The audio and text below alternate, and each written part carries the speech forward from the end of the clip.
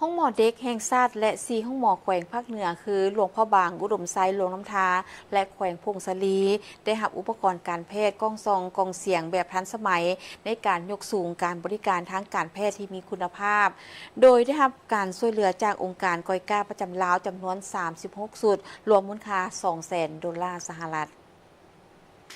พิธีมอบภาพอุปกรณ์การแพทย์กล้องซองกล่องเสียงทันสมัย36สุดมูลค่า$200,000 สหรัฐได้จัดขึ้นในวันที่4สิงหาคม2026ที่นครหลวงเวียงจันทน์ก้าวมอบโดยทานซองซูโอหัวหน้าองค์การกอยก้าประจำลาวก้าวรับโดยดร.สัญญวงศ์บัวทองทิพย์อำนวยการห้องหมอเด็กแห่งชาติกระทรวงสาธารณสุขพร้อมด้วยผู้อำนวยการห้องหมอจาก4แขวงภาคเหนือคือหลวงพ่อบางอุดมไซหลวงน้ำทาและแขวงพงศลีเข้าร่วมมีผู้ต่างหน้าจากกระทรวงสาธารณสุขและองค์การกอยก้าประจำลาวสำหรับอุปกรณ์กล้องซองกล่องเสียงแบบวิดีโอแม้ได้ถูกนำใช้เพื่อช่วยในการสอดทอ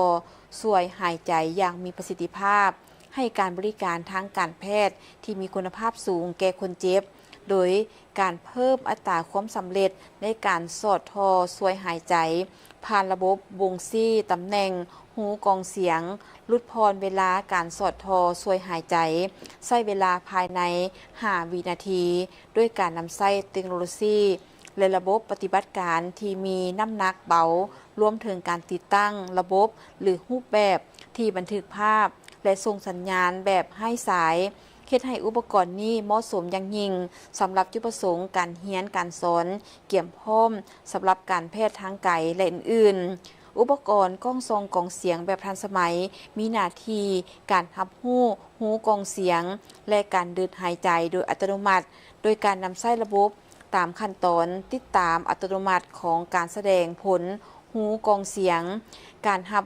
หูอัตโนมัตินี้แม่ระบบทำอิฐของโลกในบรรดาผลิตภัณฑ์กล้องซองกล่องเสียงแบบวิดีโอ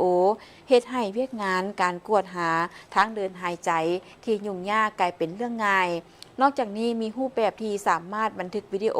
และจัดเก็บรูปภาพยังสามารถนำใช้เขาในการเรียนการสอนและการบันทึกการผ่าตัดอื่นๆพร้อมเดียวกันเมื่อมีความเสี่ยงต่อการติดเชื้อพยาธิบุคคลอื่นๆที่บ่แม่นผู้ปฏิบัติการก็สามารถให้ข้อคิดเห็นตอบกลับได้อย่างปลอดภัยในขณะที่กำลังเบิ่งหน้าจอแบ่งปันแบบสดๆอยู่ในห้องแยกต่างๆอยู่ในห้องแยกต่างหากอุปกรณ์ดังกล่าวจะถูกนำใช้อย่างมีประสิทธิภาพและสร้างความเปลี่ยนแปลงที่ชัดเจนในการช่วยเหลือชีวิตของประชาชนลาวให้ทันเวลา